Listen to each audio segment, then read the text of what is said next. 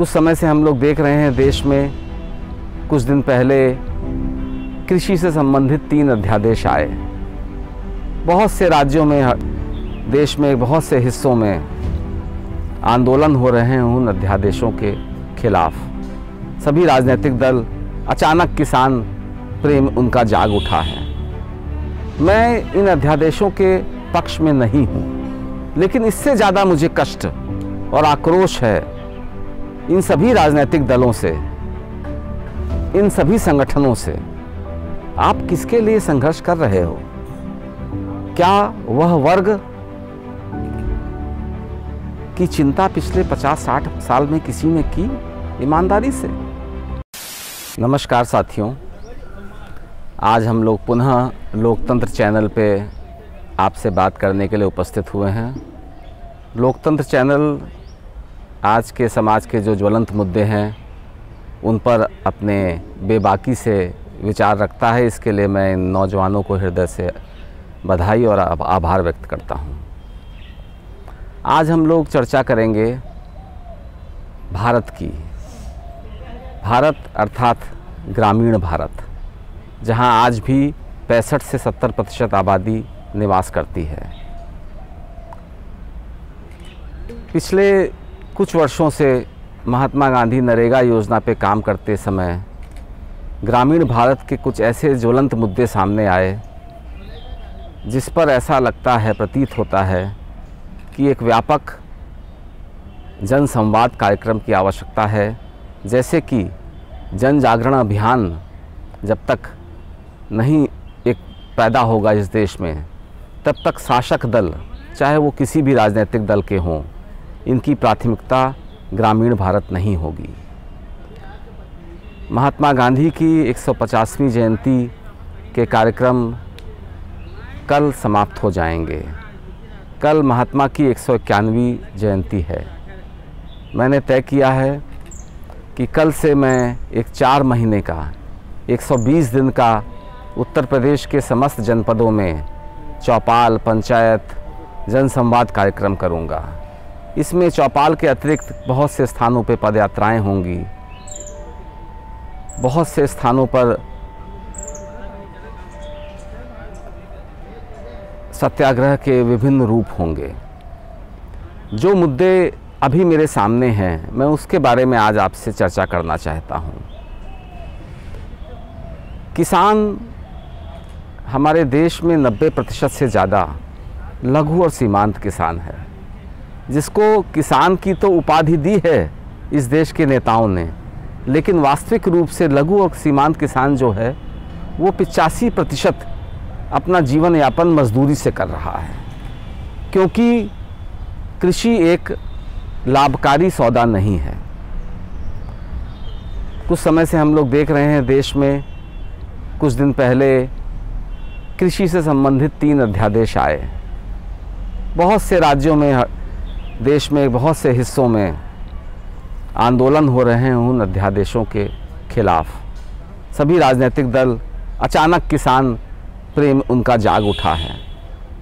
मैं इन अध्यादेशों के पक्ष में नहीं हूँ, लेकिन इससे ज़्यादा मुझे कष्ट और आक्रोश है इन सभी राजनीतिक दलों से, इन सभी संगठनों से। आप किसके लिए संघर्ष कर रहे हो? क्या वह वर्ग की चिंता पिछले 50-60 साल में किसी ने की ईमानदारी से? आज हमारे देश में किसान आत्महत्याएं कर रहे हैं। ये अचानक 2-4 साल में नहीं कर रहे हैं, मेरी याददाश्त में पिछले 40 साल से कर रहे हैं। क्यों हमने शहरी उद्योगों और उद्योगपतियों के मार्फिक नीतियां बनाई? क्यों हमने इन कमज़ोर बेसहारा किसान, जो हमारे देश का, जनमानस का अन्नदाता है, उसके हित में नीतियां क्यों नहीं बनाई? एमएसपी पे बड़ा बवाल है कि एमएसपी ख़त्म हो जाएगा। वास्तविक स्थिति आपको मालूम होनी चाहिए। किसान क्रय केंद्र जाता था और दिन दिन बैठ के वापस आ जाता था, उसका उत्पीड़न होता था। फिर उदास जब घर लौटता था तो दूसरे दिन कोई दलाल घर पहुंचता था। धन के संकट के कारण जो भी सौदा दलाल सामने रखता था, किसान उस दाम पे उस दलाल को अपना अनाज, उत्पन्न की हुई जो भी उसके उपज थी वो दे देता था। यही दलाल उसी सरकारी क्रय केंद्र में, जिसके दरवाजे इन दलालों के लिए सदैव खुले रहते थे, उनको एमएसपी के दाम पे बेच देता था। जो बीच में उसको मुनाफा होता था वो सरकारी तंत्र और वो दलाल उसको ले लेता था। जिस एमएसपी के लिए आज इतना हाय तौबा मची है, वह एमएसपी लघु और सीमांत किसान को मिलती थी क्या? और अगर नहीं मिलती थी तो क्या पिछले 20-30 साल में किसी भी राजनीतिक दल ने इसके लिए कोई जन आंदोलन किया? मैं कॉन्ट्रैक्ट फार्मिंग के उद्योगपतियों को कृषि में आने के विरोध में नहीं हूं, लेकिन एक बात ध्यान रखिए, कोई बहुत बड़ा सक्षम व्यक्ति जब कोई बहुत गरीब, असहाय, निरीह व्यक्ति के साथ सौदे की बात करता है तो शोषण के सिवाय कुछ नहीं होता। सौदे बराबरी के होते हैं। एक सशक्त, सक्षम किसान किसी उद्योगपति से अपने उत्पाद का सौदा कर सकता है। ऐसा किसान जिसको तत्काल पैसे की ज़रूरत हो, घर में रोटी की समस्या हो, वो सौदा करेगा। वो तो गिरवी रखेगा अपने ज़मीन को, अपने अनाज को, अपने परिवार के जीविकोपार्जन के लिए। इसलिए आज इस देश में जो किसान की हालत है उसको देखते हुए एक वेलफेयर स्टेट में सरकार की ये जिम्मेदारी है कि सर्वप्रथम वो किसान को सशक्त करे। और मैंने अपने इस महाअभियान में एक प्रस्ताव रखा है कि जो आपदाएं आ रही हैं पिछले 5 वर्षों में, चाहे वो प्राकृतिक आपदा हो, चाहे वो कोरोना महामारी की आपदा हो, असर सब पे पड़ा है, लेकिन किसान सबसे बुरी स्थिति में है। मंडियां बंद थीं, किसान की उपज औने पौने दाम पर बिकी है। किसान की कृषि उत्पादन को अगर सहारा देना है तो सबसे अच्छा है कि मनरेगा योजना जो पूरे देश में लागू है, 3 वर्षों के लिए लघु सीमांत किसान के जो भी कृषि का कार्य वो करता है उसमें लेबर कंपोनेंट पूरी तरह मनरेगा से लगाया जाए। एक प्रोजेक्ट के रूप में मटेरियल कंपोनेंट में उसको खाद, बीज उपलब्ध कराया जाए। और 2 साल से लेकर 3 साल तक अगर सरकार ऐसा करती है तो लघु और सीमांत किसान अपने पैरों पे खड़ा हो जाएगा। सदैव के लिए ना करे, लेकिन कम से कम 2 वर्षों के लिए भारत सरकार को लघु और सीमांत किसान को अपनी मर्जी का उत्पाद, जो भी वो उत्पादन करना चाहे अपनी ज़मीन पर, उसके लिए मनरेगा योजना से जोड़ना पड़ेगा। दूसरा हमारा बहुत ज्वलंत मुद्दा है संविदा कर्मियों का। मैं पिछले 10-12 साल से संविदा कर्मियों के मुद्दे पर संघर्ष कर रहा हूँ। कोई भी राजनीतिक दल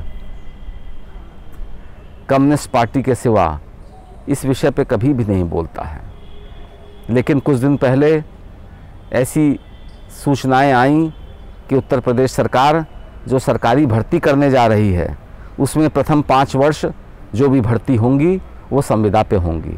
उसके बाद उनके कार्यों का मूल्यांकन करने के बाद ही वो नियमित होंगे। यह सुनकर एक बवाल मच गया और संविदा रूपी अभिशाप इस समाज के जागरूक, शिक्षित वर्ग, राजनीतिक दल और समस्त लोगों को आभास हुआ कि यह संविदा कितनी बड़ा अभिशाप है। मैं इसी अभिशाप के खिलाफ सदैव संघर्ष करता रहा हूं और मुझे विश्वास है कि 120 दिन की ये जनसंवाद कार्यक्रम में मैं एक ऐसा प्रस्ताव सरकारों के सामने लाऊंगा जिसमें यह संविदा कर्मी, यह human resource, dedicated man power इस देश का, इसको सेवा में सुरक्षा होगी, सम्मानजनक इसकी तनख्वाह होगी और सामाजिक सुरक्षा, जो सोशल सिक्योरिटी, चाहे वो जीवन बीमा हो, चाहे वो आकस्मिक दुर्घटना से भी बीमा हो, चाहे वो प्रोविडेंट फंड हो, और चाहे अन्य तरह की उसकी जो सुविधाएं हैं वो सब चीज़ों से लैस हो। आज हमारा हर दूसरे तीसरा नागरिक संविदा के अभिशाप से पीड़ित है। मनरेगा योजना का मैं उदाहरण देता हूँ।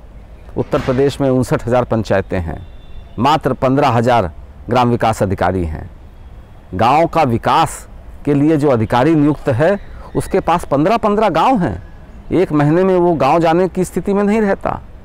हमें अगर गांव में जो लाखों करोड़ों हजारों करोड़ रुपए आ रहा है उसको सही ढंग से उपयोग करना है तो गांव में एक डेडिकेटेड सहायक ग्राम विकास अधिकारी का पद सृजित करना पड़ेगा। और जो रोजगार सेवक है, जो पिछले 12 साल से जिसका अनुभव है जिसको ग्राम विकास का, उसको कम से कम 30 अंक बोनस देके उसको इस पद पे समायोजित करना होगा। इसी प्रकार शिक्षा मित्र हैं, आंगनवाड़ी हैं, अनुप्रेरक हैं, तकनीकी सहायक हैं, बहुत से पशु मित्र हैं, बहुत से ऐसे नौजवान अनुभव से लैस संवर्ग है जिसको अगर सरकार एक सुरक्षा देती है तो वह ईमानदारी से इस गरीब ग्रामीण जनता की सेवा एवं विकास में अपना समय देगा। मेरा एक और महत्वपूर्ण विषय है जो मेरे हृदय से सबसे करीब है, ग्राम सभा का सशक्तिकरण। महात्मा गांधी ने जो ग्राम स्वराज्य का स्वप्न देखा था, उसमें जिस पंचायत की परिकल्पना महात्मा ने की थी, उस पंचायत में समस्त अधिकार ग्राम सभा अर्थात गांव में रहने वाला हर बालिग सदस्य को होना चाहिए था। लेकिन 7 दशक हो गए देश को आज़ाद हुए। इस देश के राजनेता, राजनीतिक दल ग्राम सभा से चुने हुए जो प्रतिनिधि होते हैं, ग्राम प्रधान, उनकी सशक्तिकरण में पूरी ताकत लगाते हैं, क्योंकि उनको लगता है ये ग्राम प्रधान उनको गांव में वोट दिला सकते हैं। जो वास्तविक परिकल्पना थी ग्राम पंचायत के सशक्तिकरण की, वह धूल खा रही है। उनके स्थान पे सशक्त हो गया गांव में चुना हुआ प्रतिनिधि। ग्राम सभा को सशक्त करने के लिए गांव के एक एक नागरिक को जागरूक होना पड़ेगा। मेरा जागरूकता जन जागरण का अभियान है ये, और इस अभियान के तहत मैं एक श्वेत पत्र तैयार करूंगा। 2 फरवरी 2021 को मेरा ये जन जागरण कार्यक्रम खत्म होगा। वो श्वेत पत्र संविदा कर्मियों को किस तरह नियमित किया जाए, लघु सीमांत किसान को किस तरह उसको सशक्त किया जाए, असंगठित क्षेत्र का जो ग्रामीण मजदूर है, कम से कम एक flat national minimum wages fix होनी चाहिए कि किसी राज्य में इस देश के 350 रुपये से कम प्रतिदिन दिहाड़ी नहीं होनी चाहिए। ये ऐसे मुद्दे हैं साथियों जो इस देश के 80% आबादी को प्रभावित कर रहे हैं। हम जानते हैं, आंकड़े बताते हैं कि इस देश की 2% आबादी के पास 80% से ज़्यादा संपत्ति है, धन है। ये जो खाई है अमीर और गरीब के बीच में, ये एक गृह युद्ध की तरफ इस देश को ले जा रही है। आज समाज में इन गरीबी अशिक्षा के कारण जो संस्कारहीन समाज की उत्पत्ति हो रही है, उसके दोषी हम सब हैं। बच्चियों, हमारी बहनों के साथ जघन्य रूप से बलात्कार हो रहे हैं। सरकारें मौन होकर ऐसी गंदी घटनाओं को छुपाने का प्रयास कर रही हैं, और हम सब बैठे बैठे देख रहे हैं। अगर आज हम जागृत नहीं हुए, आज हमने आवाज़ नहीं उठाई, कोई भी राजनीतिक दल हो, उत्तर प्रदेश में अगर कोई दल कहता है कि गलत हो रहा है, तो अगर वो 500 किलोमीटर दूर दूसरे राज्य में जहाँ उस दल की सरकार है, तो वहाँ भी तो यही हो रहा है। जो सामाजिक दायित्व है राजनीतिक दलों का, वो भूल गए हैं। तो यह मेरा जनसंवाद कार्यक्रम एक कठिन, लेकिन मुझे विश्वास है यह समाज, राज्य एवं केंद्र सरकारों के लिए एक अमूल्य दस्तावेज होगा, जिसको मैं इस प्रोग्राम के समाप्त होने के बाद पेश करूंगा राज्यों के मुख्यमंत्री, इस देश के प्रधानमंत्री एवं केंद्र सरकार के अन्य मंत्रियों को। धन्यवाद साथियों, आप लोगों ने समय देकर इस बात को सुना।